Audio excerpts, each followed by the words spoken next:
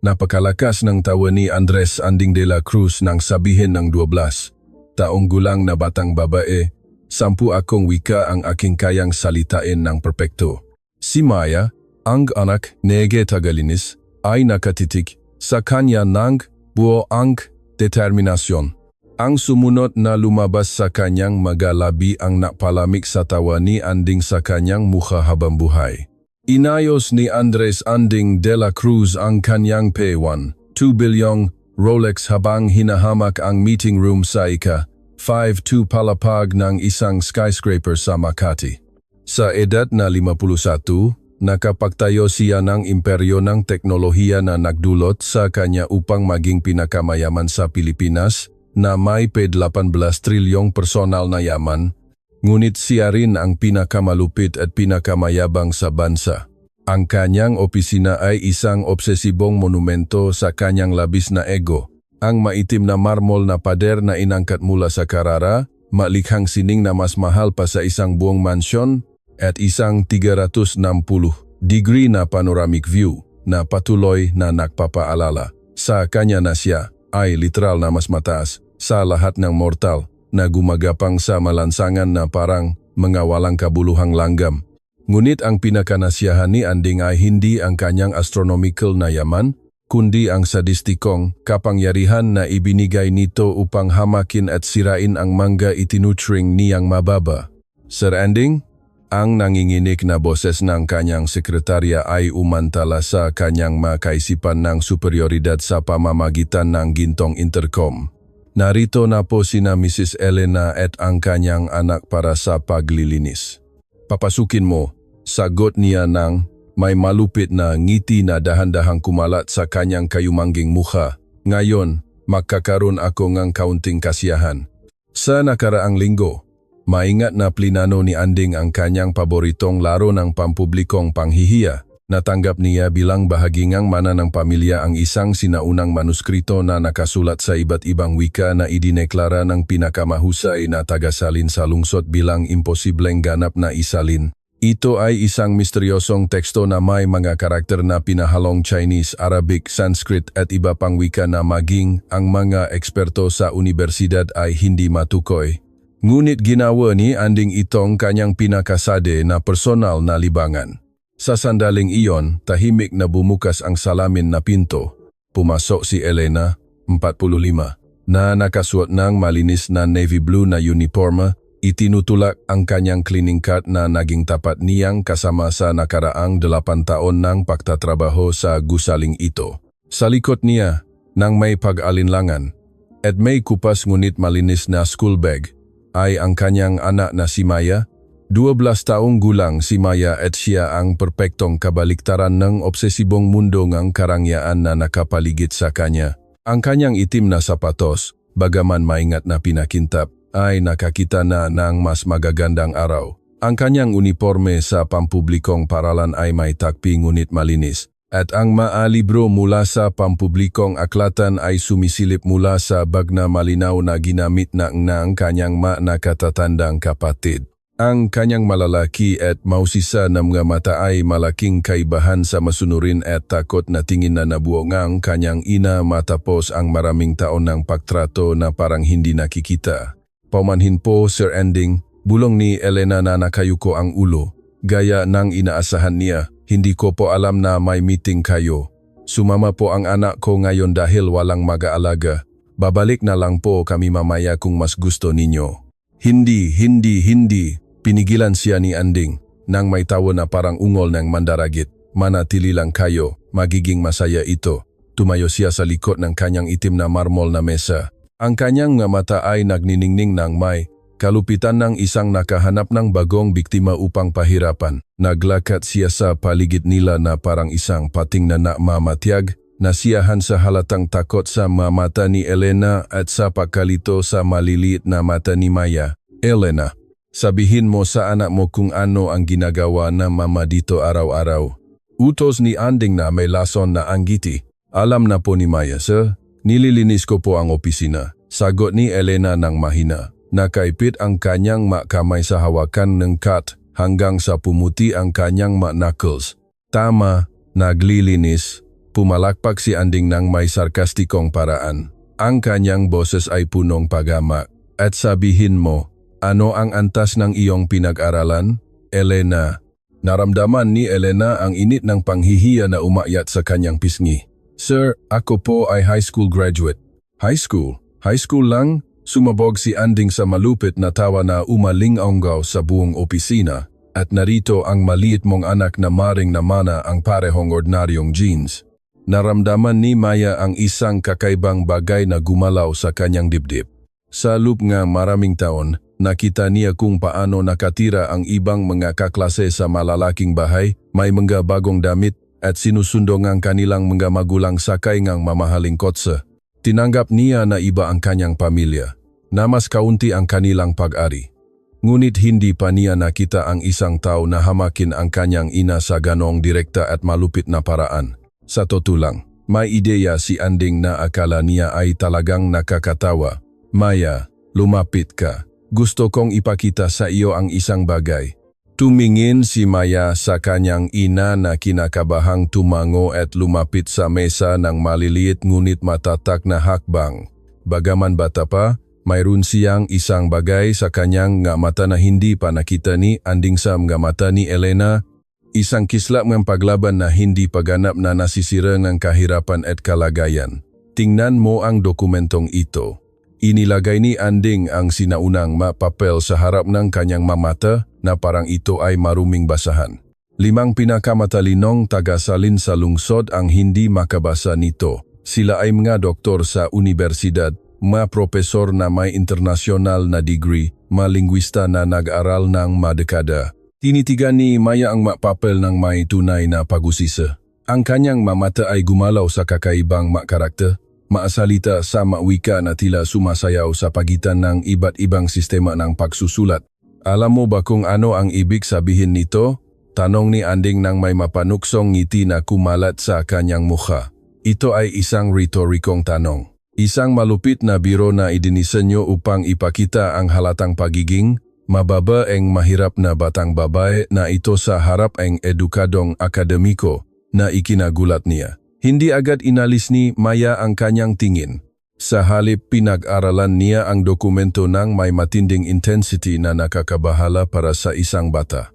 Hindi po sir, sagot niya sa wakas ng mahina.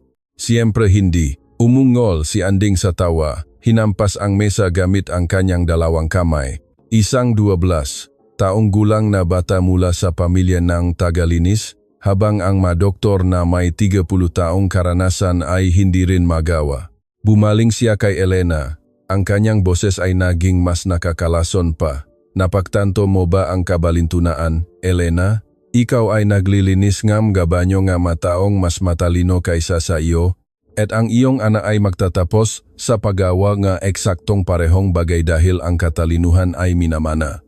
Kinagat ni Elena ang kanyang ngipin. Sinisikap pigilan ang luha nga hihiyan na nakbabantang umagos. Sa loob ngang 8 taon, pinigilan niya ang maganitong komento. Nakabuo siya ng isang emosyonal na kalasag upang protektahan ang kanyang sarili mula sa kalupitan ng mga lalaki tulad ni Anding. Ngunit ang makita ang kanyang anak na hamakin sa ganitong paraan ay iba. Ito ay isang sakit na mas malalim kaysa sa anumang personal na kahihiyan. Pinamasdan ni Maya ang buong eksena ng may ekspresyon na dahan-dahang nakbabago. Ang paunang pagkalito ay napalitan ng isang bagay na mas malakas.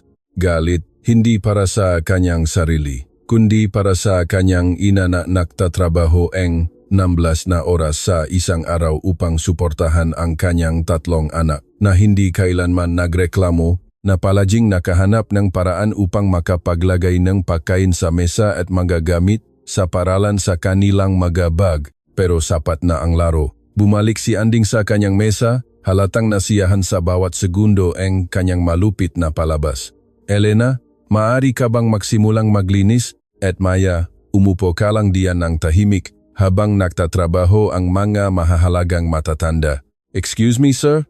Ang malano at matatag na boses ni Maya ay humati sa hangin na parang matalim na kutsilyo. Bumaling si Anding na nagulat na naglakas loob ang batang babae na umantala. Ang kanyang ekspresyon ay pinahalong paglilibang at, "Ano ang gusto mo, bata? Gusto mong ipagtanggol ang iyong ina? Dahan-dahang lumakat si Maya patungo sa mesa. Ang kanyang nga hakbang ay umalingaw-naw sa marmol nang may determinasyon na ikinagulat ng lahat sa silid. Nang makarating siya sa harap ni Anding, sa unang pagkakataon sa kanyang maikling buhay, direkta siyang tumingin sa mata ng isang matanda na sumusubo na takutin siya. Sir, sabi niya nang may katahimikan na malaking kaibahan sa kanyang edad. Sinabi ninyo na ang pinakamahusay na tagasalin sa lungsod ay hindi makabasa ng dokumento. Kumindat si Anding, naguguluhan sa tiwala sa boses ng batang babae na ito na dapat ay nanginginig sa takot. Tama, bakit? At ikaw, kaya mo bang basahin? Ang tanong ay tumama kay Anding na parang hindi inaasahang sampal. Sa buong buhay niya, ginamit niya ang kanyang yaman at posisyon upang takutin ang iba, ngunit hindi kailanman inangkin na may tiyak na kaalaman sa akademiko. Ang kanyang yaman ay nagmula sa matatalinong pamumuhunan at malupit na desisyon sa negosyo, hindi mula sa mataas na edukasyon. Hindi iyon ang punto. Utal ni Anding, nararamdaman sa unang pagkakataon sa loob ng maraming taon na nawawalan siya ng kontrol sa usapan. Hindi ako tagasalin. Kung gayon, hindi ninyo rin po mabasa, pahayag ni Maya ng may simpleng lohika, ngunit nakapipinsala. Mas mababa po kayo sa mga doktor na hindi rin magawa, napaya si Elena. Sa kanyang 12 taong buhay, hindi pa niya nakita ang kanyang anak na hamunin ang isang matanda sa ganitong paraan, at tiyak na hindi pa niya nakita ang sinuman, bata man o matanda, na may lagay si Andres de la Cruz sa isang hindi komportableng posisyon sa isang simpleng tanong. Naramdaman ni Anding ang pamumula ng kanyang mukha. Isang halungang galit at isang bagay na hindi niya naranasan sa loob ng dekada, kahihiyan. Ang 12 taong gulang na batang babae na ito ay binuwag ang isang pangunahing pagkukunwari sa kanyang lohika ng may brutal na kalinawan ng kawalang kasalanan. Iba yan, umungol siya. Tumataas ang boses upang mabawi ang kahinaan ng kanyang argumento. Ako ay isang matagumpay na negosyante. Ako ay nakakahalaga ng ₱150 trilyon. Ngunit ginagawa ba kayo nitong mas matalino? Tanong ni Maya nang may parehong hindi natitina na katahimikan. Sinabi po ang guro ko na ang katalinuhan ay hindi sinusukat sa dami ng pera na mayroon ka, kundi sa kung ano ang alam natin at kung paano natin tratuhin ang ibang tao. Ang katahimikan na sumunod ay napakalalim na maririnig ang tunog ng aircon. Nakita ni Anding ang kanyang sarili na ganap na walang armas dahil sa simple ngunit perpektong lohika ng 12 taong gulang na batang babae na kakatapos lang wasakin ang kanyang pangunahing argumento ng may katumpakan ng isang siruhano. Tinitigan ni Elena ang kanyang anak ng may halo ng takot at pagmamalaki. Takot dahil alam niya na may kapangyarihan si Andres de la Cruz na sirain ang kanilang buhay sa isang tawag sa telepono. Pagmamalaki dahil sa unang pagkakataon, nakita niya ang kanyang anak na ipinagtanggol ang kanyang sarili at, sa extension, ipinagtanggol ang dignidad ng kanilang pamilya. Isa pa, patuloy ni Maya, ang kanyang boses ay naging mas malakas sa bawat salita. Sinabi po ninyo na hindi ko po mabasa ang dokumento dahil anak po ako ng tagalinis. Ngunit hindi ninyo po kailanman tinanong kung anong mawika ang aking pinakadalubhasaan. Naramdaman ni Anding ang kakaibang kilabot na dumaloy sa kanyang gulugot. Mayroong isang bagay sa paraan ng pagsasalita ni Maya sa huling masalita na nagbigay sa kanya ng masamang pakiramdam. Anong maawika ang pinakadalubhasaan mo? Tanong niya. Bagaman hindi siya sigurado kung gusto niyang marinig ang sagot. Direkta siyang tinitigan ni Maya ng may tiwala na tila impossible para sa isang bata.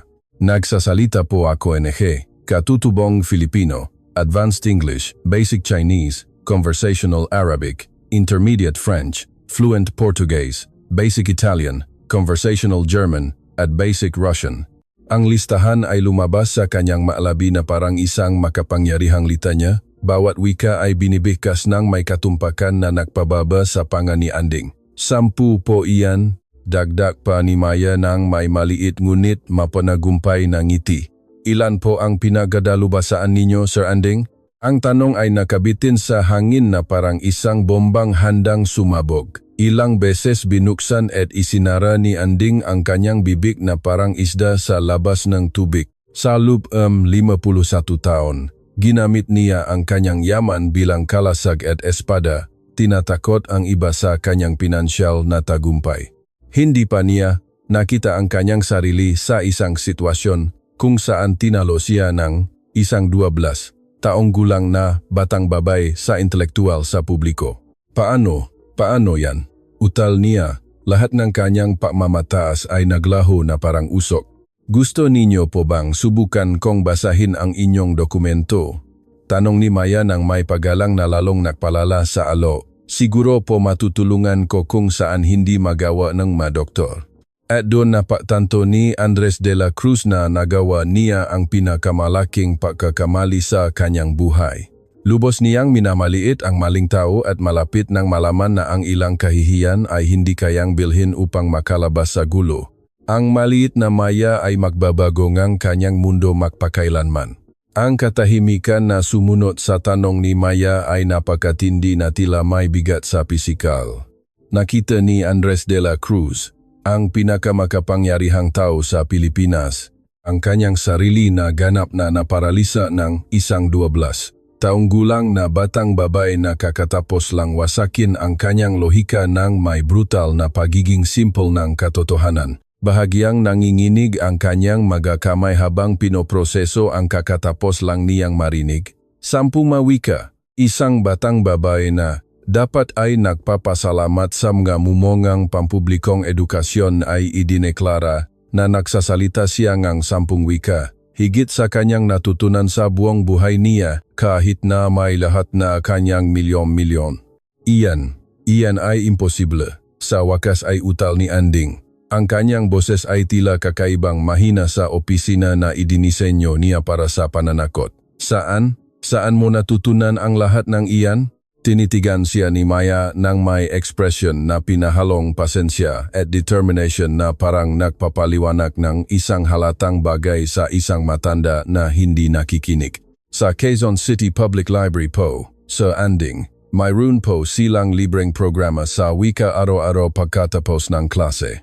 Mayroon din po silang ma-video sa internet, libreng apps, at makalibro na sinumang hustong matuto ay maring hiramin. Bawat salita ay parang isang banayad ngunit nakapipinsalang sampal. Napagtanto ni Anding na habang gumagastos siya ng daan-daang libong piso para sa sining na walang nakakakita sa mga eksklusibong restauran kung saan ipinagmamalaki niya ang kanyang yaman, at sa marelo na mas mahal pa sa taunang sahod ni Elena, ang batang babae na ito ay tahimik na nakabuonga, kaalaman na hindi niya kayang bilhin. Tinitigan ni Elena ang kanyang anak ng may halongang pagkamangha at takot. Alam niya na matalino si Maya, palaging nakakakuhang magagandang marka, gumugugol nga maraming oras sa aklatan, ngunit hindi niya kailanman naisip ang lawak na natutunan ng kanyang anak ng tahimik. Ang programang iyon po ay pinamumunuan ng maimigrante na nakatira sa lungsod, patuloy ni Maya ng may parehong hindi natitina na katahimikan. Tinuruan po ako ni Ms. Liliwang ng Chinese tuwing Martes. Tinulungan po ako ni Ustaz Ahmad sa Arabic tuwing Huwebes. Si Ms. Siti Mariam po ang nakturo sa akin ng Italian tuwing Sabado. Sila po ay mga tao na, tulad ni Mama, may simpleng trabaho ngunit may alam na mga pambihirang bagay. Naramdaman ni Anding ang pagduwal. Inilarawan lang matang babae na ito ang isang network ng pag-aral na hindi niya kailanman alam na umiiral. Isang komunidad na mga tao na automatiko niyang itinuring na mas mababa, ngunit lumalabas na may kaalaman na kakumpetensya sa mga propesor sa universidad. Ngunit hindi iyon nangangahulugang kaya mong basahin ang komplikadong akademikong dokumento, sabi ni Anding, despradong kumakapit sa anumang piraso ng superioridad na kayang panatilihin. Ang pagsasalita ng pangunahing wika ay hindi pareho sa pag-unawa sa mga espesyal na sinaunang teksto. Tama po kayo, tumanggo si Maya, na ikinagulat niya. Kaya po, nag-aaraw din ako sa seksyon Nige Klasikong Giwika, Nige Universidad, Nige ni Pilipinas tuwing Sabado at Linggo. Pinapayagan po ako engga librarian na makapasok dahil palagi akong nagbabalik ng libro sa oras at hindi kailanman maingay. Ganap na bumaksa ang panga ni Anding. Universidad ng Pilipinas, halos walang tao tuwing Sabado ng umaga. Nagbasa na po ako tungkol sa comparative linguistics, sinaunang sistema ngang pagsusulat at evolution ng wika sa nakaraang 2 taon. Nakaka-interes po kung paano nakokonekta ang mawika sa buong kasaysayan. Bumaksak si Anding sa kanyang upuan na parang may nagtanggal ng lahat ng buto sa kanyang katawan.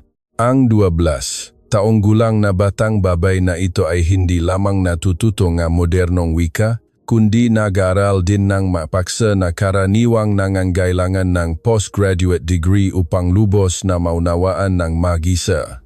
2 taon? Bulong niya. Halos hindi marinig ang boses. Nagsimula po ako noong 10 taong gulang. Nagtatrabaho po si mama ng dobleng shift para bayaran ang pribadong paaralan ng mga kapatid ko. Pero nawala po ang side job na iyon. Nang bumalik po ako sa pampublikong paaralan, marami po akong libreng oras dahil mas madali po ang maklase. Kaya po, nagpasya akong gamitin ang oras na iyon para matuto nga bagay na talagang interesado ako. Bawat salita ay parang suntok ng martilyo diretso sa ego ni Anding. Napagtanto niya na habang ipinagmamalaki niya ang mataas na edukasyon na kayang bilhin na kanyang pera, ang batang babae na ito ay nakakuha ng isang edukasyon na mas kahanga-hanga sa pamamagitan ng purong intelektual na pag-usisa at determination. Ipakita mo sa akin, sabi ni Anding, biglang naging mabigat ang kanyang boses. Kung alam mo nga ang lahat ng iyan, ipakita mo. Tumingin si Maya sa kanyang ina na kinakabahang tumango at lumapit sa mesa kung saan nakahiga ang misteryosong dokumento na tinalo ang 5 pinakaprestihiyosong tagasalin sa lungsod. Kinuha niya ang mapapel ng matatag at pinagmasdan ang maito sa loop ng ilang sandali na tila walang hanggan. Nakita ni Anding ang kanyang mamata na gumagalaw sa kakaibang mga karakter, kinikilala ang mga pattern, gumagawa ng mga koneksyon na hindi napansin ng mga eksperto sa universidad. Nakaka-interes, bulong ni Maya, mas para sa kanyang sarili kaysa sa iba. Hindi ito isang wika. Ito ay kombinasyon ng ilang sistema ng pagsusulat na nakaayos sa mga thematic layer. Naramdaman ni Anding na parang baliktad ang kanyang buong mundo. Ano? Ano ang ibig sabihin niyan? Ang dokumentong ito po ay nakaayos na parang linguistic puzzle. Bawat talata po ay nakasulat sa ibang wika, ngunit lahat ng talata ay nagsasalita tungkol sa parehong paksamula sa iba't ibang kultural na pananaw. Parang may gustong mapanatili ang parehong karunungan sa iba't ibang tradisyon ng wika. Dahan-dahang lumapit si Elena, nabiyani sa kabilang ang kanyang takot. Hindi pa niya nakita ang kanyang anak na magsalita ng may autoridad sa akademiko na tulad nito. Hindi pa niya nasaksihan ang tunay na lawak ng kanyang katalinuhan. Kaya mo ba itong basahin? Tanong ni Elena ng pabulong. Itinaas ni Maya ang kanyang mata mula sa dokumento at direkta siyang tinitigan ni Anding. Gusto po ba ninyong subukan ko, Sir Anding? Naramdaman ni Anding na parang nakatayo siya sa gilid ng bangin. Isang bahagi niya ang gustong sabihin na hindi. Gustong panatilihin ang ilusyon na ang batang babae na ito ay iyon lang, isang batang babae na pinalat na makabisado ang ilang parirala. Ngunit ang isa pang bahagi niya, ang bahagi na nalibing sa ilalim ng dekada ng pagmamataas, ay talagang mausisa kung ano ang sasabihin ng pambihirang nilalang na ito. Oh, bulong niya, subukan mo. Ibiniling ni Maya ang kanyang atensyon sa dokumento at nagsimulang magbasa. Ngunit ang lumabas sa kanyang bibi ang nagpabagsak kay Anding. Dahil si Maya, ang 12 taong gulang na anak ng isang tagalinis, ay nagsimulang magbasa ng unang talata sa perpektong klasikal na Chinese. Ang kanyang pagbikas ay walang kamali-mali na may matono na nagpapakita hindi lamang ng kaalaman sa wika, kundi ngang malalim na pag-unawa sa mga kultural na nuances nito. Ang mga salita ay dumaloy mula sa kanyang mga labi na parang sinaunang musika, puno nga hulugan at autoridad na tila impossible para sa isang bata. Nakatunganga si Anding na nakanganga. Ang kanyang mapanuksong ekspresyon ay napalitan ng ganap na pagkabigla na hindi niya kailanman malilimutan. Sa loob ng 51 taon, Nagpatakbo siya sa paniniwala na ang tunay na edukasyon, ang tunay na katalinuhan, ay magagamit lamang sa mga kayang bayaran ito. Winasa lang ng batang babay na ito ang paniniwalang iyon. Ngunit hindi tumigil si Maya doon.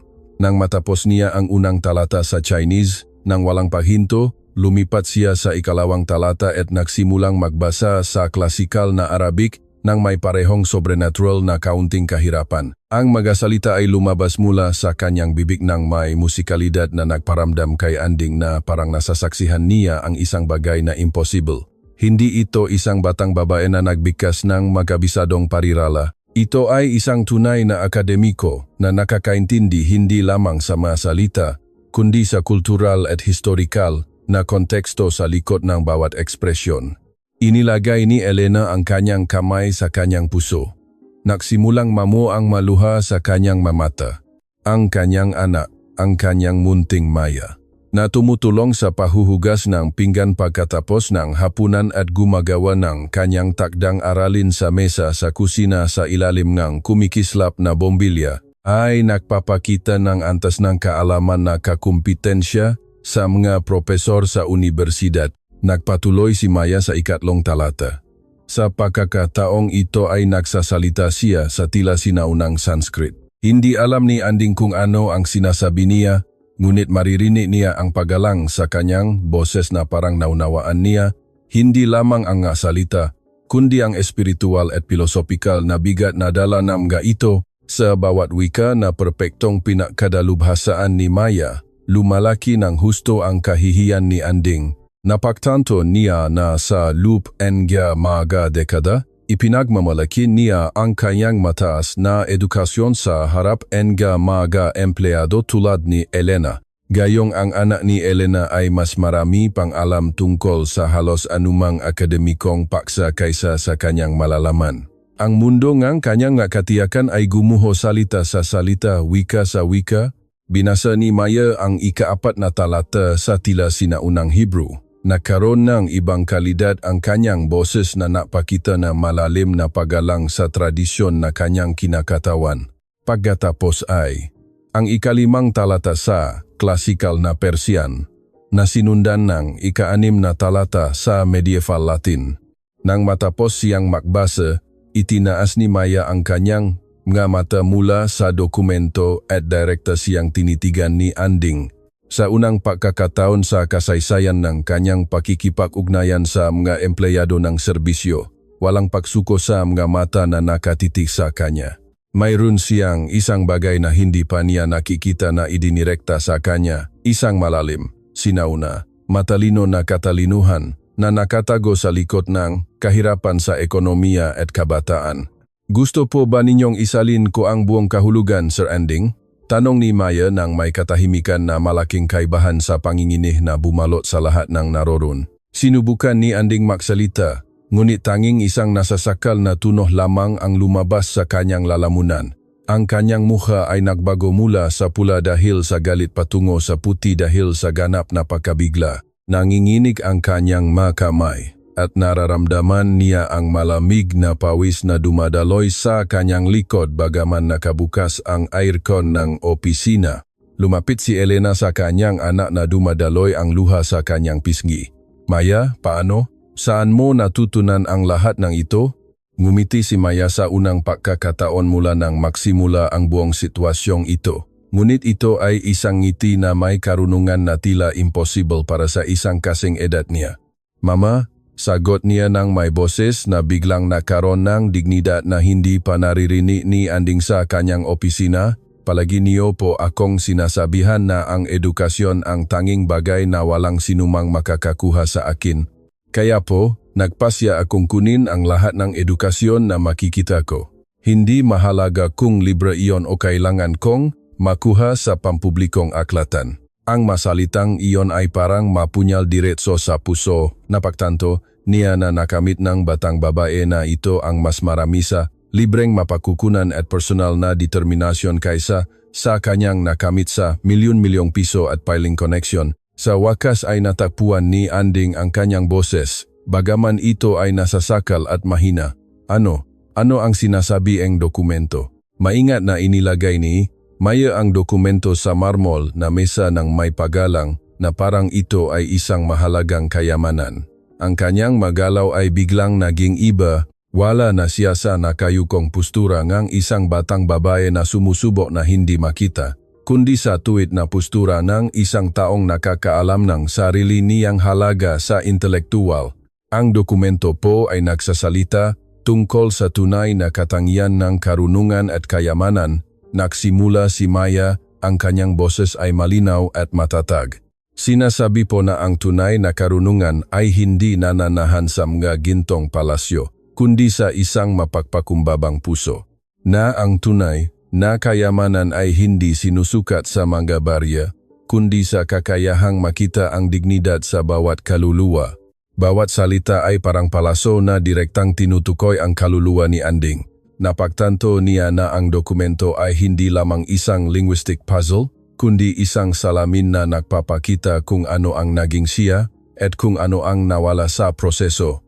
Sinasabi po na ang sinumang nakakaramdam nga superioridad dahil sa kanyang nga pag-aari ay siyang pinakamahirap sa lahat ng tao, patuloy ni Maya.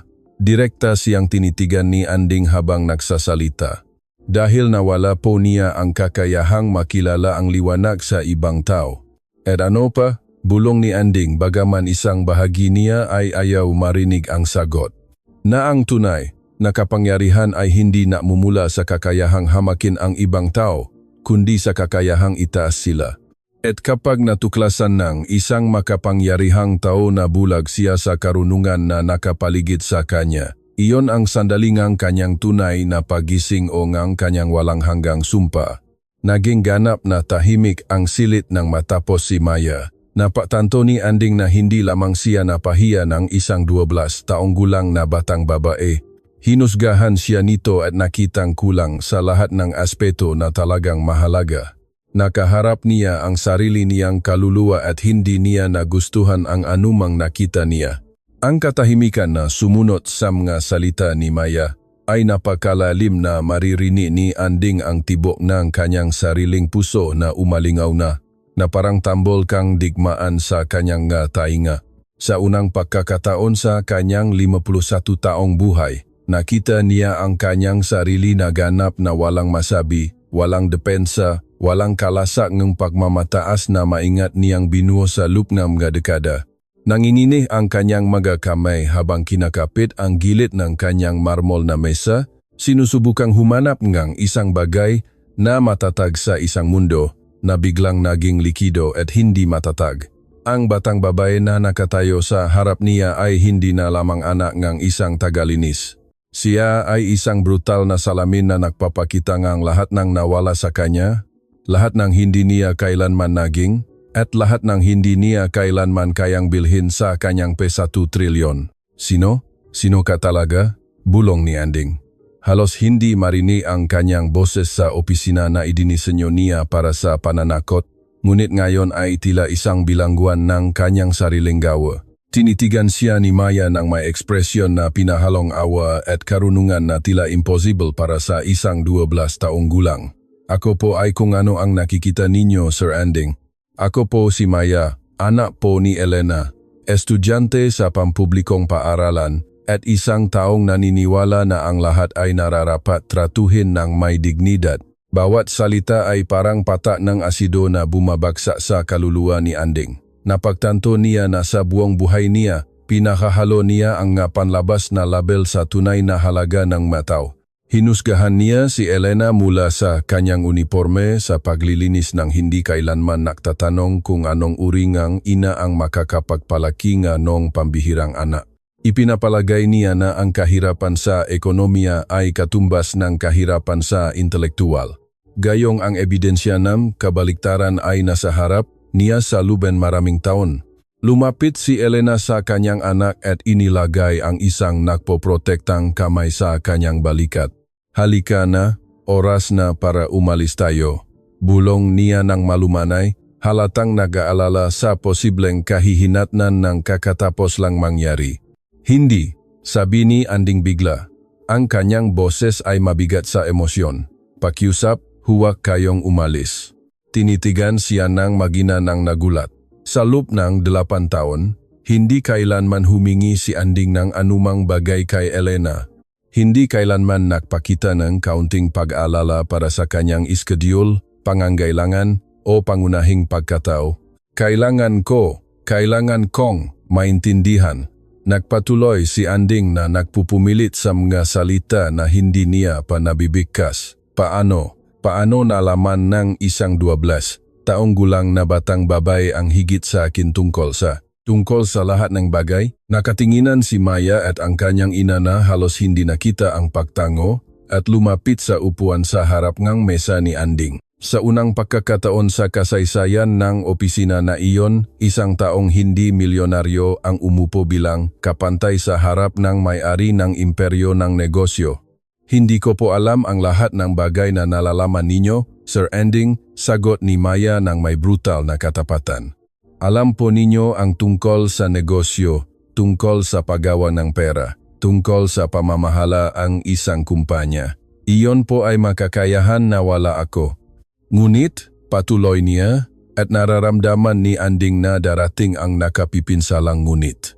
Ngunit hindi po ninyo kailanman natutunan ang tungkol sa mga bagay na talagang mahalaga, hindi kailanman natutunan ang tungkol sa paggalang, tungkol sa kapakumbabaan, tungkol sa pagkakitangang pagkatao sa ibang tao. At iyon po ang pinakamahalagang aralin sa lahat. Naramdaman ni Anding na parang bawat salita ay isang direktang suntok sa sikmura. At natutunan mo na yan. Si Mama po ang nagturo nito sa akin. Simpleng sagot ni Maya habang tinititigan si Elena ng may tunay na pagmamahal. Nagtatrabaho po siya ng 16 na oras sa isang araw para bigyan kami ng marangal na buhay ng mga kapatid ko. Hindi kailanman nagreklamo, hindi kailanman nagsalita ng masama tungkol sa mga taong hindi makatarungang tinrato siya, palaging nakahanap ng oras para tulungan ako sa aking matakdang aralin kahit napagod siya. Naramdaman ni Elena ang maluha na namumuo sa kanyang mga mata nang marinig ang kanyang anak na inilarawan ang kanyang mga sakripisyo ng napakalinaw at may pagpapahalaga. Alam po ba ninyo kung ano ang itinuro ni Mama sa akin na mas mahalaga kaysa sa lahat ng inyong milyon-milyon? Tanong ni Maya habang direkta siyang tinititigan ni Anding. Itinuro po niya na ang tunay na yaman ay ang kakayahang gawing mahalaga ang ibang tao. Itinuro po niya na ang katalinuhan na walang kabutihan ay isang edukadong kalupitan lamang. At itinuro po niya na gaano man kaliit ang iyong pag-aari sa material, palagi kang maaring pumili na tratuhin ang ibang tao ng may dignidad. Bawat aralin ay parang isang banayad ngunit nakapipinsalang sampal. Napatanto ni Anding na si Elena, na kanyang tinrato na parang hindi nakikita sa loob ng 8 taon, ay nakapapalaki ng isang pilosopo sa isang simpleng tahanan, habang siya naman ay nangolekta ng mamahaling gamit sa kanyang walang laman na mansyon. Ngunit nagtrabaho ako sa buong buhay ko upang marating ang aking kinaroroonan, mahinang pagtutol ni Anding, kumakapit sa huling maalabingang kanyang imahe sa sarili. Nakapagtayo ako ngang isang imperyo mula sa wala, at iyan po ay kahanga-hanga. Sumang-ayon si Maya, na ikinagulat siya sa kanyang pagiging direkta. Ngunit ang tanong po ay, para saan ninyo po itinayo? Upang tulungan ang ibang tao? Upang gawing mas mahusay ang mundo, o upang makaramdam lamang ng superioridad sa mga taong tulad ni Mama? Ang tanong ay nakabitin sa hangin na parang isang bombang naghihintay sumabog. Binuksan ni Anding ang kanyang bibi upang ipatanggol ang kanyang sarili. Ngunit napatanto niya na wala siyang sagot na hindi mapapamuha sa kanya na parang isang makasarili na halimaw na marahil ay siya nga. Hindi ko alam, sa wakas ay inamin niya. Ang kanyang boses ay nabasag sa pinakamatapat na pag-amin na nagawa niya sa loob ng mga dekada. Iyan po ang pagkakaiba sa pagitan natin, Sir Anding, malumanay na sabi ni Maya. Hindi po kayo kailanman natanong kung bakit kayo natayo ng imperyo. Palagi po akong nagtatanong kung bakit ko pinag-aralan ang bawat bagong wika, binabasa ang bawat bagong libro, pinag-aralan ang bawat bagong paksa. At ano ang iyong sagot? Dahil gusto kong sapat na maintindihan ang mundo upang makatulong na baguhin ito. Dahil naniniwala po ako na ang edukasyon ay isang kasangkapan para sa katarungan, hindi para sa pagmamataas. At dahil gusto kong igalang ang mga sakripisyo na ginawa ni Mama sa pamamagitan ng pagbibigay ng layunin sa lahat ng aking natutunan, naramdaman ni Anding ang isang kakaibang bagay na gumalaw sa kanyang dibdib. Isang bagay na hindi niya naranasan sa loob ng maraming taon. Ito ay pinahalong malalim na kahihiyan at isang bagay na maring pahanga. Pagalang. Hindi siya sigurado, ngunit alam niya na sa unang pagkakataon sa loob ng mga dekada, nakaramdam siya na nasa harap ng isang taong tunay na nakahihigit sa kanya, hindi sa pera o kapangyarihan, kundi sa mga bagay na talagang mahalaga. Ano ang dapat kong gawin ngayon? Tanong niya, at nagulat sa tunay na kahinaan sa kanyang sariling boses. Pinagmasdan siya ni Maya sa loob ng mahabang sandali na parang tinatasa kung tapat ang tanong o isa lamang manipula. Sa wakas, nagpasya siyang tapat ito. Una, sabi niya, kailangan po ninyong humingi ng tawad kay Mama, hindi lamang para sa araw na ito, kundi para sa 8 taong pagtrato sa kanya na parang hindi siya nakikita. Tinitigan ni Anding si Elena na pinagmasdan ang buong usapan ng may halo ng takot at pagkabiani. Sa loob ng 8 taon, siya ay isa lamang tagalinis para sa kanya. Hindi niya kailanman nalaman ang kanyang buong pangalan. Hindi kailanman nagtanong tungkol sa kanyang pamilya. Hindi kailanman kinilala ang kanyang pangunahing pagkatao. Elena, nagsimula siya.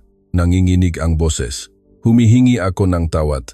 Paumanhin sa lahat ng taon na ito na tinrato kita na parang hindi ka isang tunay na tao. Paumanhin sa hindi kailanman pagtatanong tungkol sa iyong buhay. Sa hindi kailanman pakilala na mayroon kang pamilya, mga pangarap, mga pag-asa, at lalo na humihingi ako ng tawad sa pagpapahiya sa iyo sa harap ng iyong anak ngayon. Napaya si Elena. Sa kanyang 8 taong pagtatrabaho, hindi kailanman binanggit ni Anding ang kanyang pangalan, lalo na ang humingi ng tawad sa isang bagay. Ngunit ang pahingi ng tawad lamang ay hindi sapat. Patuloy ni Maya nang walang pahinto. Madali po ang mga salita. Ang tunay na pagbabago ay nangangailangan ng pagkilos.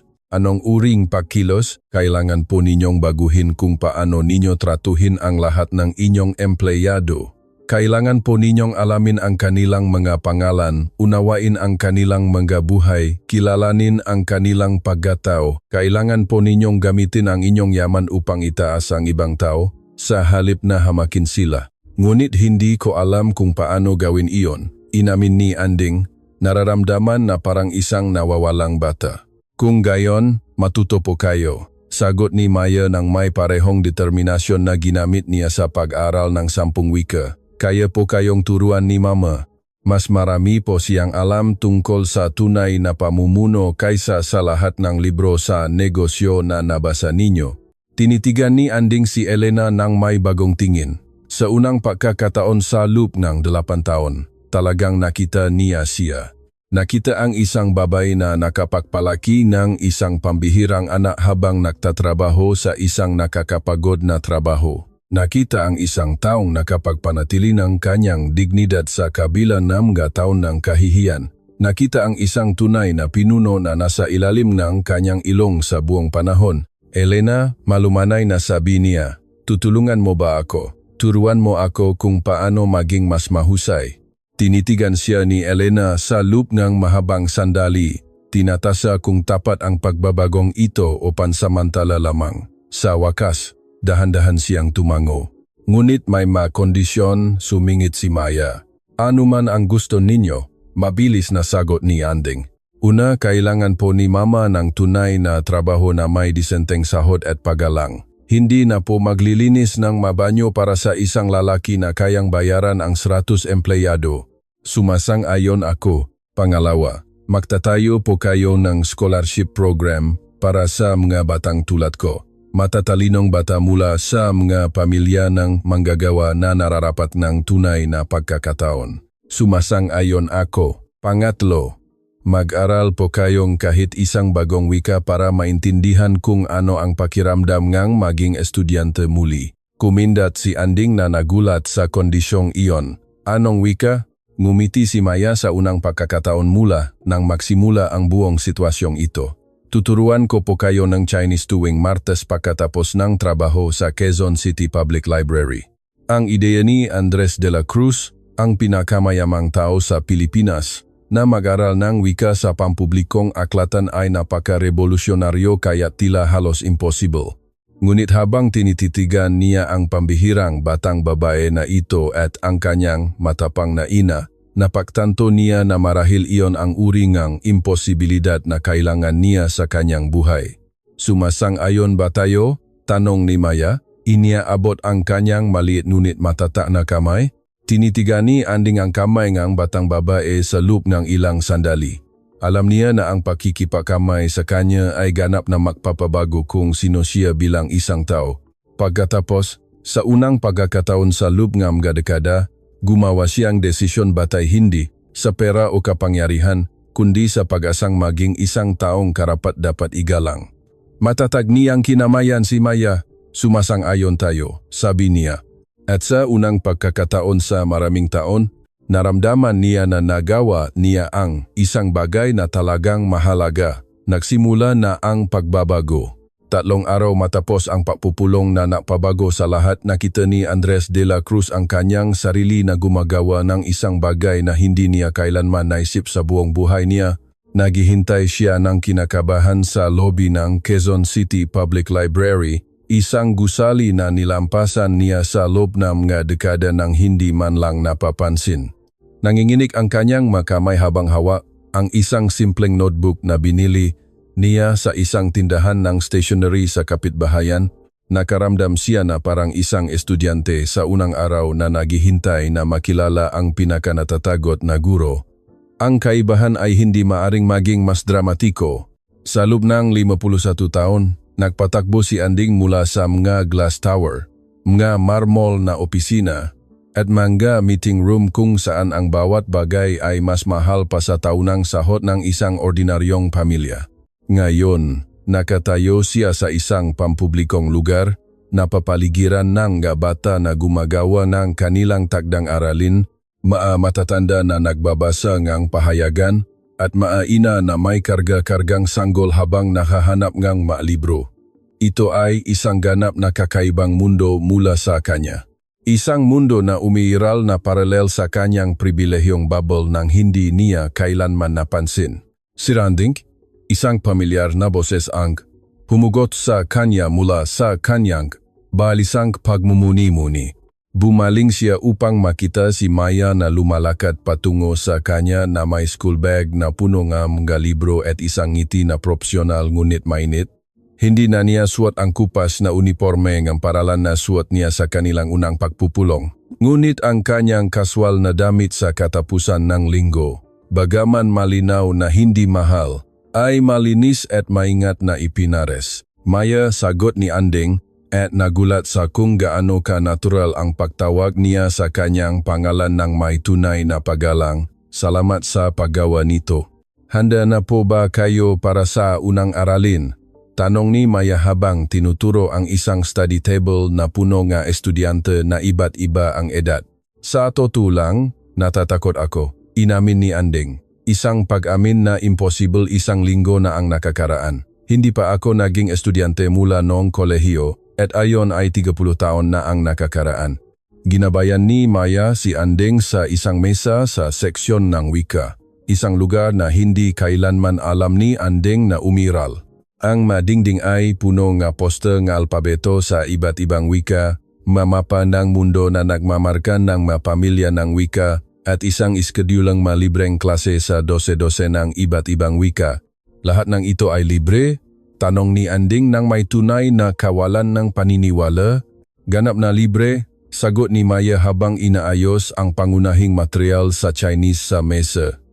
Naniniwala po ang lungsod na ang edukasyon ay dapat na ma-access ng lahat, hindi lamang ng makayang makbayad.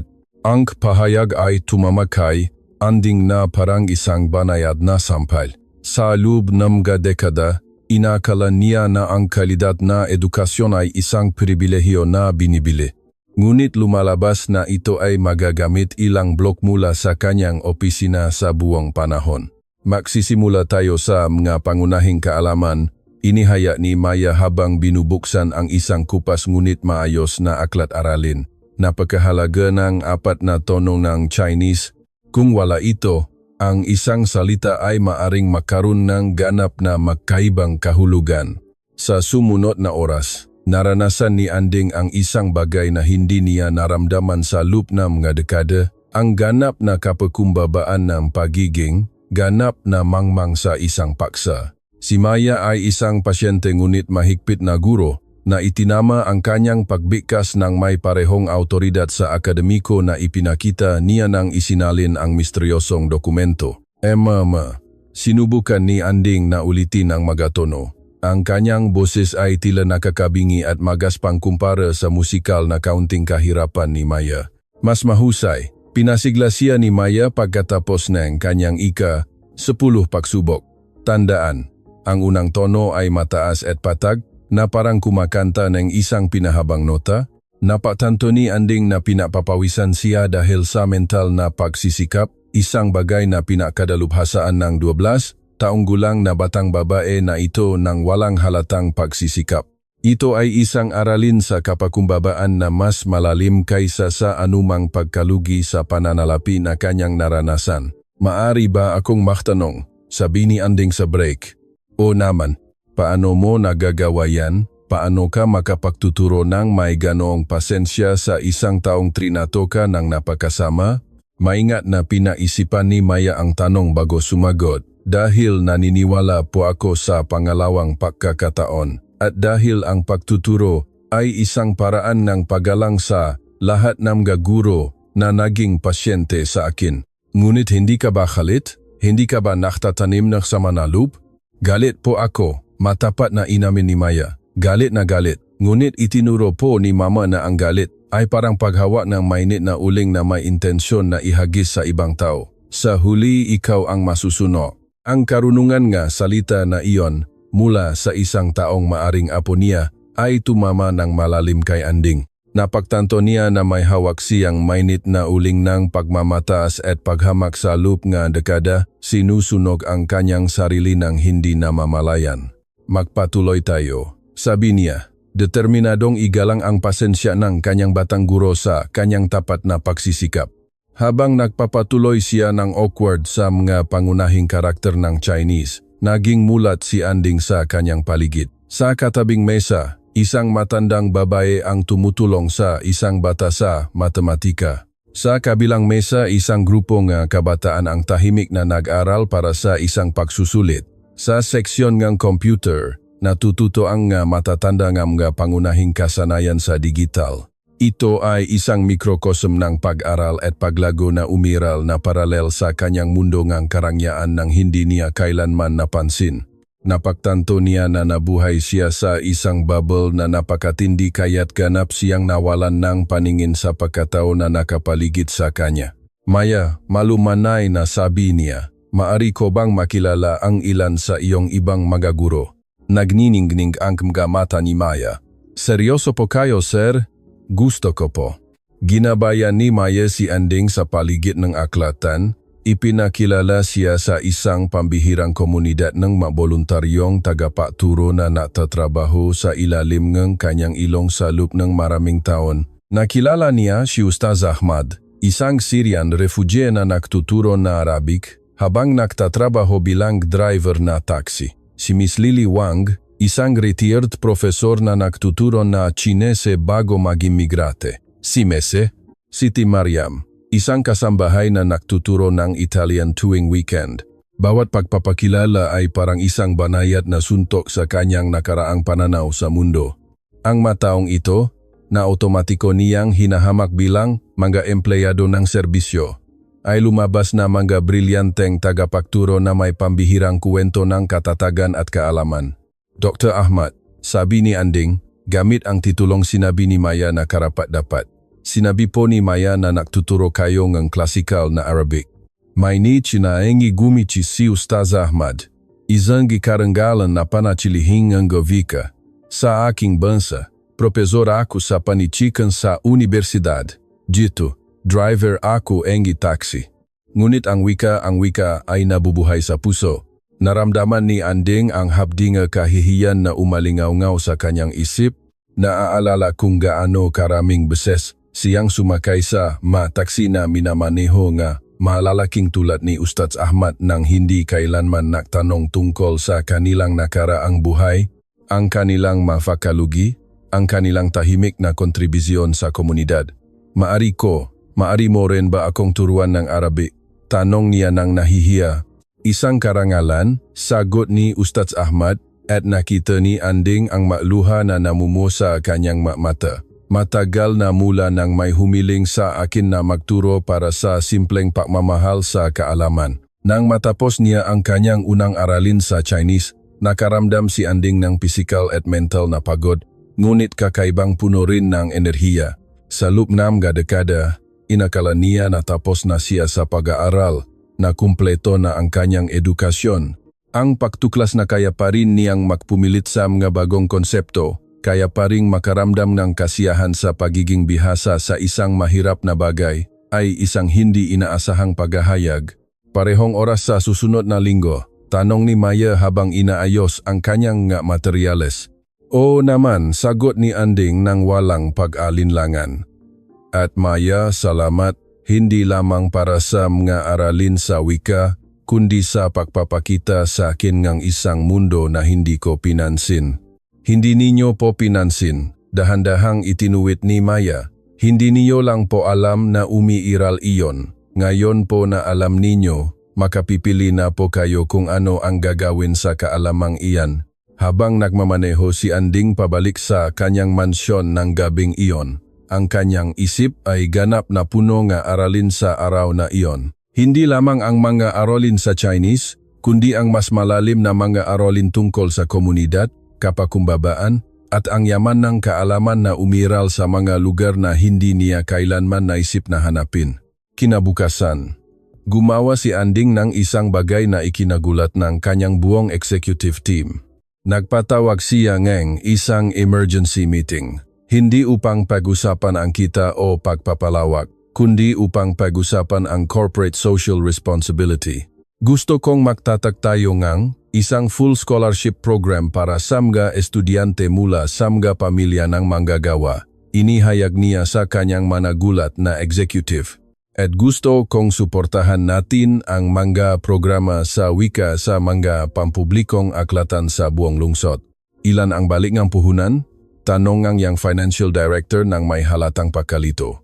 Ang balik ay ang mabuhay tayo sa isang mas mahusay na lipunan, sagot ni Anding na ikinagulat niya sa pananalik sa kanyang boses. Ang balik ay ang tumigil tayo sa pag-aaksaya ng talento ng tao dahil sa pagkakataong ipinanganak.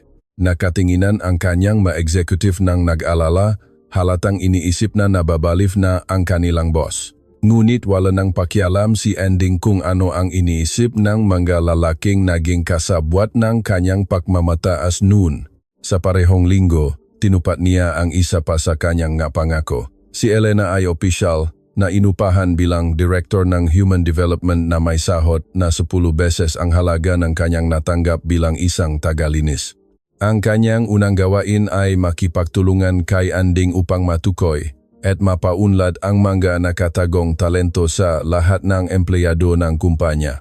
Elena, sabi ni Anding sa kanilang unang opisyal na pagpupulong. Gusto kong turuan mo ako ng lahat ng sinabi ni Maya na alam mo tungkol sa tunay na pamumuno. Si Elena, na nag-aakma pa rin sa kanyang bagong opisina at katayuan, ay tinitigan siya ng may halong determinasyon at kaba. Sir Anding, ang tunay na pamumuno ay hindi tungkol sa pagkakaroon ng kapangyarihan sa ibang tao. Ito ay tungkol sa pagkakaroon ng kapangyarihan upang itaas ang ibang tao. Turuan mo ako, simpleng sabi ni Anding. At nagsimula ang isang edukasyon na mas mahalaga kaysa sa lahat na degree sa universidad at master sa negosyo na kayang bilhin ng pera, isang edukasyon tungkol sa pagkatao, kapakumbabaan, at ang responsibilidad na kaakibat ng tunay na pribilehiyo. Sa unang pagkakataon sa loob ng mga dekada, natutunan ni Andres de la Cruz ang mga aralin na talagang mahalaga. Pakalipas ng 6 na linggo mula nang maksimula ang pagbabago, nakita ni Andres de la Cruz ang kanyang sarili na humaharap sa isang bagay na hindi niya inaasahan, isang tahimik ngunit determinado na paghihimaksik mula sa kanyang pinakamalapit na bilog panlipunan. Ang eksklusibong Nusantara Business Club, kung saan siya kumakain ng tanghalian tuwing Biyernes sa loop ng nakaraang 15 taon, ay biglang naging isang kaaway na teritoryo. Anding kailangan nating mag-usap, sabi ni Anton sa putra, ang Oil King at isa sa kanyang pinakamatandang kasama sa golf, habang malakas na umupo sa harap niya sa pribadong dining room ng club. Ang kanyang mata ay nagpapakita ng kalupitan ng isang taong dumating upang makialam. Naman Anton, ano ang pag-usapan natin? Sagot ni Anding, bagaman perpektong nahulaan niya ang direksyon ng usapan. Tungkol sa iyong kakaibang pag-ugali kamakailan. Nagsimula si Anton habang inikot ang kanyang P15 milyong basong alak. Pinag-usapan kang buong lungsod. Sinasabi nila na nag-aral ka ngang wika sa pampublikong aklatan, na nag-promote ka ngang isang tagalinis sa executive position, na gumastos ka ngang milyon-milyon para sa mga scholarship ng mahihirap na bata. Lahat na iyon ay totoo, mahinahon na kinumpirma ni Anding. Patuloy na kumakain ng kanyang tanghalian na parang pinauusapan nila ang panahon. Nababalif ka? Sumingit si Daniel Hidayat, ang tagapagmana ng isang pharmaceutical empire. Ang kanyang boses ay puno ng kawalan ng paniniwala. Isang tagalinis na naging executive. Nag-aaral ka sa pampublikong aklatan kasama ang ordinaryong tao. Naramdaman ni Anding ang pamilyar na kurot ng pagkaasar. Ngunit sa pagkakataong ito ay hindi ito nakatuon sama na gamon sa kanya, kundi sa kanyang sariling nakarang salobin na sumasalamin sa kanyang matakal ng makakaibigan. Si Elena ay mas matalino at may mas mahusay na kakayahan sa pamumuno kaysa sa karamihan ng mga executive na nakilala ko, mahinahong sagot ni Anding. Nag-aaral ako ng Chinese at Arabic sa mga pambihirang guro na nagtatrabaho bilang driver ng taxi at kasambahay. Pambihirang guro na nagtatrabaho bilang driver ng taxi, natawa si Anton ng malupit. Anding, ganap kang nawawalan ng pananaw. Ang mataong iyon ay hindi tunay na guro. Sila ay matalunan na hindi makapagpanatiling ang trabaho sa sarili nilang bansa. Ang pahayag ay tumama kay Anding na parang sampal. Ito ang eksaktong uri ng komento na gagawin niya 6 na linggo na ang nakakaraan at ngayon ay tila hindi lamang hangal, kundi malupit at hindi makatao. Anton, si Dr. Ahmad ay may posisyon sa Arabic literature sa Damascus University bago sirain ng digma ng kanyang bansa. Sagot ni Anding, ang kanyang boses ay nagkaroon ng matalas na pamilyar sa kanyang mga kaibigan. Si Miss Lily Wang ay direktor ng Departamento ng Linguistics sa Beijing bago mag-immigrate para makasama ang kanyang pamilya. Hindi sila matalunan. Sila ay brilyanteng refugee at imigrante na nagtatayo muli ng kanilang buhay. At kailan ka nagsimulang magpakialam diyan? Tanong ni Daniel nang may halatang pahama. Sa loob ng maraming taon ay hinahamak mo ang parehong mataong iyon. Ano ang nagbago? Pinaisipan ni Anding ang tanong ng maingat. Ano ang talagang nagbago? Isang pagkabigla lamang ba ang kahihiyan mula kay Maya o isang bagay na mas malalim? Napagtanto ko na nabuhay ako sa isang bubble na napakatindi kaya't ganap akong nawalan ng paningin sa kung ano ang ibig sabihin ng maging tao. Matapat na sagot ni Anding. Napatanto ko na mali kong ipinakamali ang tagumpay sa pananalapi sa moral na superioridad at nasinayang ko ang pagkakataon na makakilala ng pambihirang tao dahil sa hangal na pagtatangi. Kalokohan? Sumingit si Dexter Wijaya, ang telecommunications tycoon na huling dumating sa usapan ngunit sapat ang narinig upang makahabol. Anding, alam naming lahat na nakakrisis ka. Siguro dapat mong isaalang-alang ang isang bakasyon. Makipagkita sa isang psikiatrist. Hindi ako nakakrisis, matatag na sumingit si Anding. Sa unang pagkakataon sa loob ng mga dekada, ganap akong nasa tamang pag-isip. Kayo ang nabubuhay sa isang pantasya kung saan ang pera ay nagpapaganda sa inyo. Ang katahimikan na sumunod ay nakakabingi at galit. Nakita ni Anding na lumampas siya sa kanyang matagal ng kaibigan. Na dumating na umaasa na aminin niya ang kanyang pagkakamali at babalik sa kulungan ng kolektibong pagmamataas. Tingnan mo, Anding, yumuko si Anton. Ang kanyang boses ay naging banta. Hindi ko alam kung anong laro ang nilalaro mo, ngunit nakakaapekto ito sa ating lahat. Ang ibang mga negosyante ay nagsimulang magtanong tungkol sa ating bilog. Nagtataka sila, naging mahina ba tayong lahat?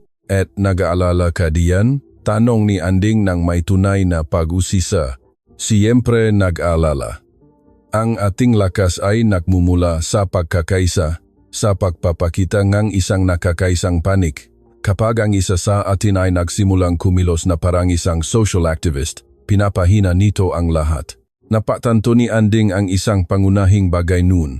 Ang kanyang matagal ng kaibigan ay hindi nag-alala tungkol sa kanyang kalusugan sa pag-iisip o sa tagumpay ng kanyang negosyo. Naalala sila dahil ang kanyang pagbabago ay nagbabanta sa sistema ng pribilehiyo na nakikinabang sa kanilang lahat. Alam ninyo ba kung ano ang natutunan ko sa nakaraang 6 na linggo?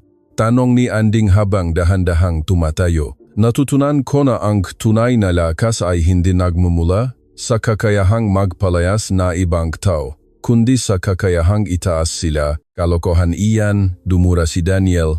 Ang tunay na lakas ay nagmumula sa kompetisyon, mula sa superioridad, mula sa pagpapanatilingang kompetisyon sa ilalim. At paano iyan nagtrabaho para sa inyo? Tanong ni Anding. Masaya ba kayo? Nakakaramdam ba kayong katuparan? Kaya ba ninyong tingnan ang inyong sarili sa salamin at makaramdam ng pagmamalaki kung sino kayo bilang isang tao? Ang matanong ay nakabitin sa hangin na parang mga bombang nahihintay sumabog. Nakita ni Anding sa mga mukha ng kanyang matagal ng kaibigan na nahawakan niya ang isang bagay na hindi comfortable, isang bagay na mas gugustuhin nilang huwag suriin. Ang kaligayahan ay isang karangyaan. Depensibong sagot ni Dexter. Nakatuon kami sa tunay na tagumpay.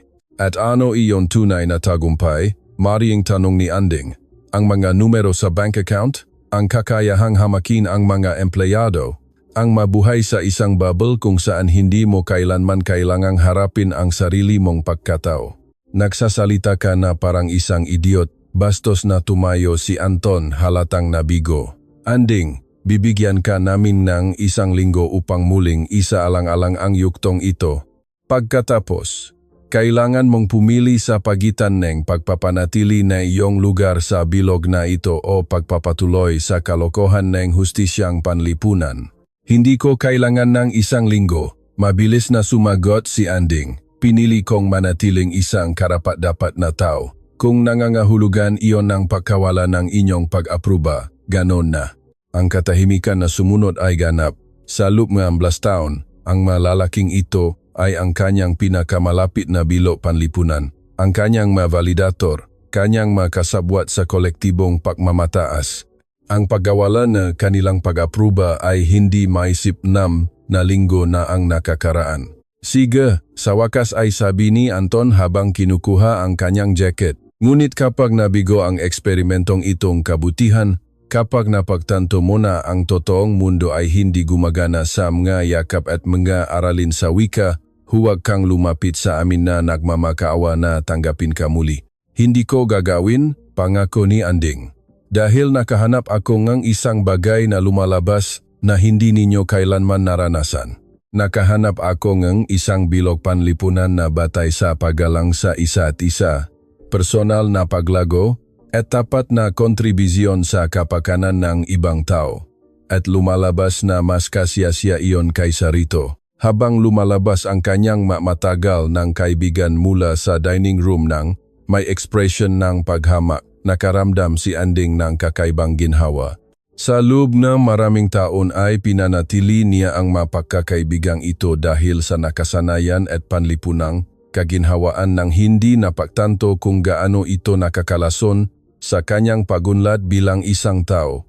Sa parehong hapon, tinupat ni Anding ang kanyang lingguhang pangako sa pampublikong aklatan. Habang nagsasanay ng mga karakter ng Chinese kasama si Maya, ikinuwento niya ang kanyang paghaharap sa kanyang matagal ng kaibigan. Nalulungkot po ba kayo sa pagkawala ng mga pagkakaibigang iyon? Tanong ni Maya ng may tunay na pag-usisa na ikinagulat niya.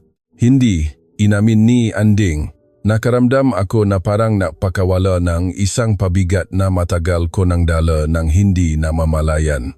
Iyon ay normal, komento ni Ustaz Ahmad na sumali sa kanilang study session. Kapag nagsimula kang lumago bilang isang tao, minsan ay kailangan mong iwanan ang marelasyon na hindi na nakakatulong. Ngunit hindi ba kayo nakakaramdam ng kalungkutan? Tanong ni Anding sa una. Sumingit si Miss Lily Wang mula sa katabing mesa.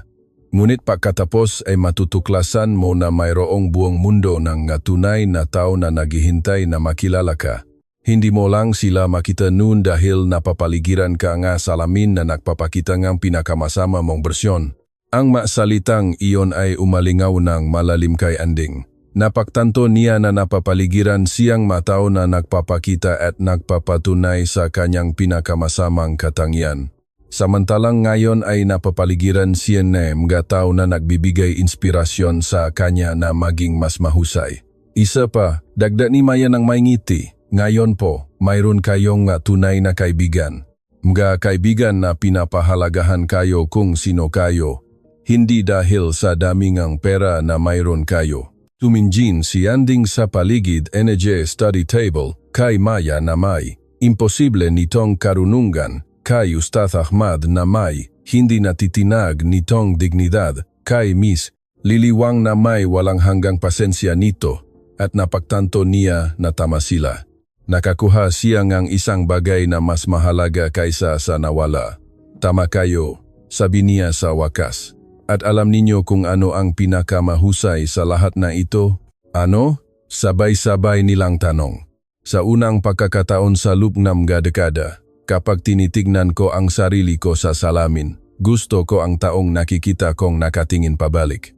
Iyon ang pinakasimple at pinakamalalim na katotohanan na kanyang nabikas sa kanyang buong buhay.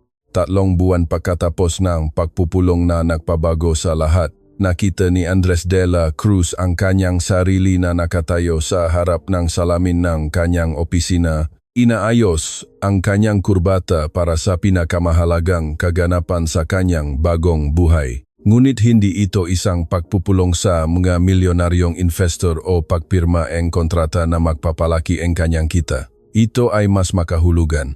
Ang seremonya ang pagtatapos ang unang batch ang scholarship program ni Maya, na itinatag niya upang igalang ang batang babae na nagturo sa kanya ng tunay na kahulugan ng katalinuhan. Ang pisikal na pagbabago ni Anding ay kapansin-pansin. Bumaba ang kanyang timbang, hindi dahil sa stress tulad ng mga nakaraang taon, kundi dahil sa pagsisimula niya ng pang-araw-araw na paglalakad sa mga kapitbahayan ng lungsod na hindi niya kailanman binisita. Nakikilala ang mga pamilya ng kanyang mga programa, naririnig ang kanilang mga kwento.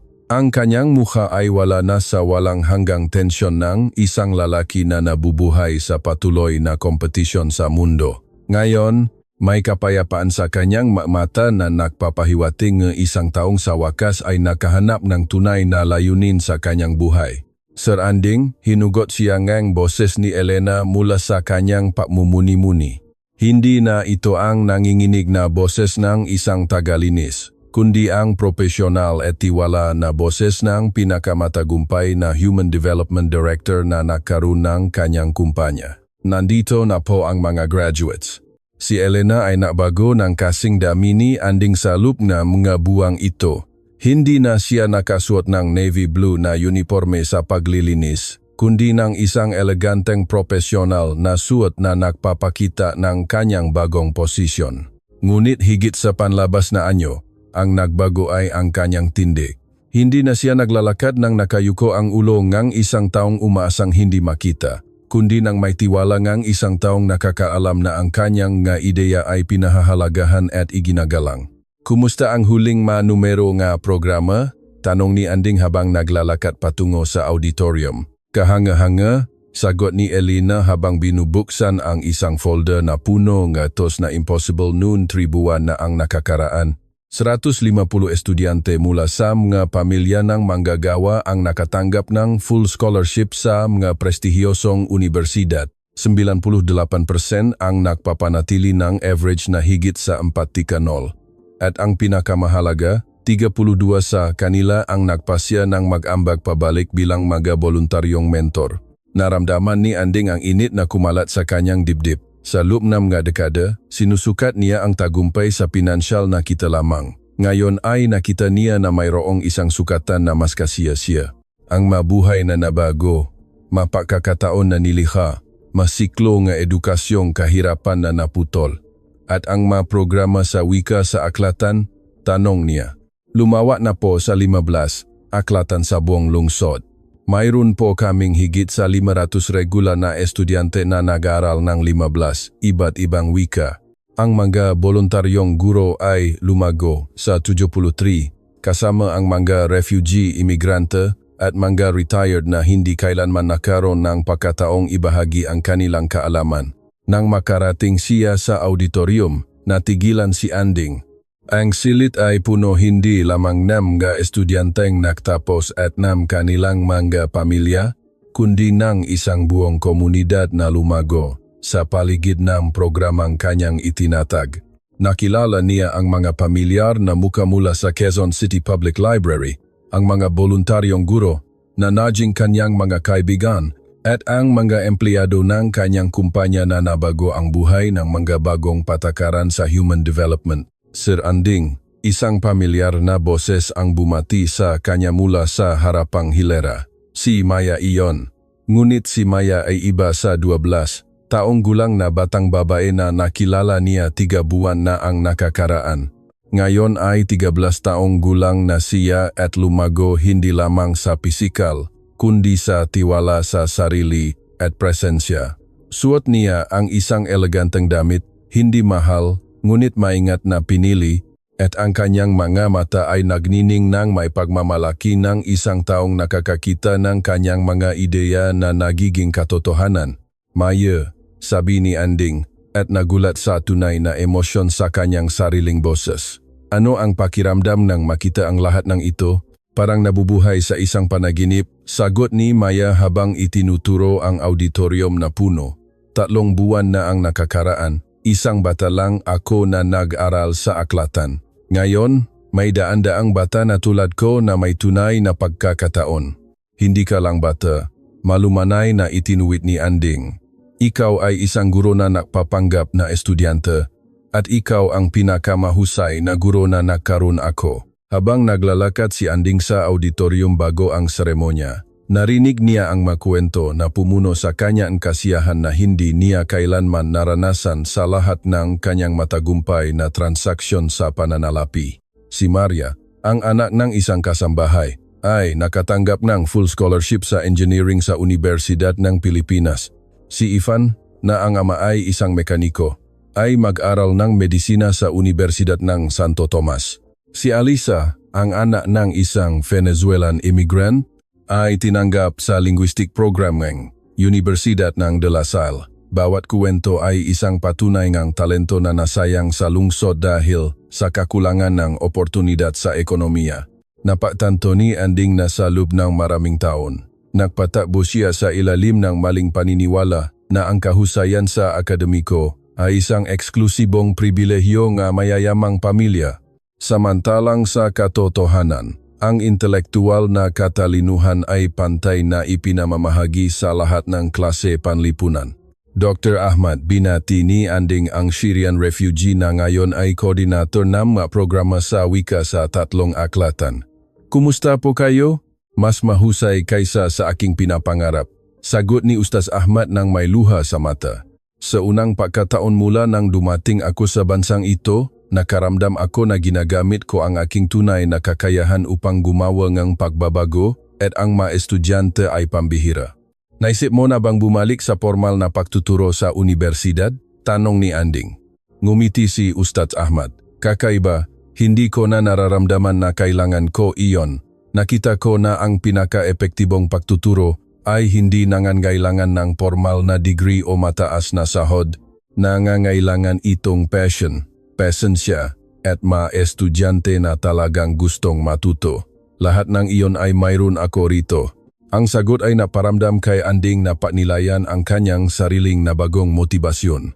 3 buwan na ang nakakaraan ang kanyang pagpapahalaga sa sarili ay ganap na nakasalalay sa panlabas na pagpapatunay, pera, kapangyarihan, paggalang batay sa takot. Ngayon ay nakita niya na ang pinakamalalim na kasiyahan ay nagmumula sa pag-ambag sa kapakanan ng ibang tao nang hindi umasa ng pagkilala sa publiko. Sir Anding, isang matandang babae ang lumapit ng nahihiya, si Rosa Contreras, ang ina ng isa sa mga skolar na nagtatrabaho bilang empleyado ng panaderya. Gusto ko po sanang magpasalamat ng personal. Ang anak ko po, si Adit, ang unang mag-aaral sa aming pamilya. Huwag po kayong magpasalamat sa akin, matapat na sagot ni Anding. Salamat kay Adit sa kanyang dedikasyon at sa inyo dahil sa pagpapalaki sa kanya ng maayos. Nabigay lang po ako nga mapakukunan na dapat ko nang ibinigay maraming taon na ang nakakaraan. Tinitigan siya ngang babae ng nagulat. Dapat po ninyong ibinigay? Tumango si Anding. Nararamdaman ang bigat ng mga taon na napalampas na pagkakataon. Sa loob ng nga dekada, mayroon akong nga mapakukunan upang gawin ang eksaktong bagay na ito. Ngunit masyado akong nakatuon sa aking sarili upang makita ang pangangailangan na nakapaligid sa akin. Nararapat ninyo ang pagkakataong ito matagal na. Nang dumating ang oras para sa kanyang talumpati, nakita ni Anding ang kanyang sarili na nakatayo sa harap ng mikropono. Tinititigan ang auditorium na puno ng mukha na kumakatawan sa tunay na pag-asa. Walang teleprompter o manggatala na inianda na mga asistan. Tanging mga salita na nagmula diretso sa isang puso na sa wakas ay natutong makaramdam. 3 buwan na ang nakakaraan, nagsimula si Anding, malinaw ang kanyang boses ngunit puno ng emosyon. Ako ay isang ganap na kakaibang tao, mayaman ako, makapangyarihan, at ganap na walang laman sa loob. Kinumbinsi ko ang aking sarili na ang tagumpay sa pananalapi ay nagpapataas sa akin sa iba. Gayong ang aking pagmamataas ay nagpababa sa akin bilang isang tao, ang auditorium ay naging ganap na tahimik, nakasalalay sa bawat salita. Pagkatapos, isang pambihirang batang babae ang nagturo sa akin ng pinakamahalagang aralin sa aking buhay. Pinatunayan ni Maya na ang tunay na katalinuhan ay hindi sinusukat sa bank account na mayroon ka, kundi sa karunungan ng pagtrato sa ibang tao. Itinuro niya na ang tunay na edukasyon ay hindi isang pribilehiyo na binibili, kundi isang karapatan na dapat ay magagamit sa lahat. Direktang tinitigan ni Anding si Maya na ngumiti ng may pagpapalakas ng loob mula sa harapang hilera. Sa loob ng 3 buwan na ito, nakaroon ako ng pribilehiyo na matuto mula sa isang pambihirang komunidad ng mga tagapagturo, estudyante, pamilya ng manggagawa, at mga refugee na nakpakita sa akin ng tunay na kahulugan ng pag-ambag sa lipunan. Natutunan ko na ang tunay na kayamanan ay hindi kinokolekta, kundi ibinabahagi, na ang tunay na lakas ay hindi nagdodomina, kundi nagpapataas. Ang makabataan na nagtatapos ngayon ay hindi lamang nakakakuha ng mas scholarship sa universidad.